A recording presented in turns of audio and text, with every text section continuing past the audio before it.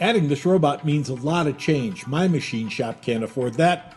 The CNC was invented in the 1950s. They weren't widely accepted and implemented until the late 80s. That's 30 years.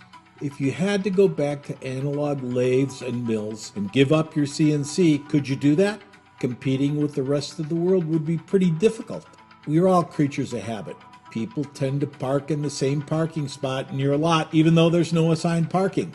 No one likes change, not even a baby with a wet diaper.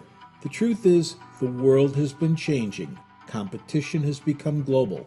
As work reshores, your customer base will be looking for machine shops that meet the pricing, the tolerances, and deliver parts on time. To do that, you'll need a robot. It's no longer a luxury, it's now a necessity. The ability to embrace change is no longer a luxury. If you want to compete, embracing change is a necessity. To explore how our purpose-built CNC machine tending robot can help your machine shop gain control over production and cost, call us at 866-952-9020 and press 1 to start the conversation. RoboJob-USA, first in CNC automation.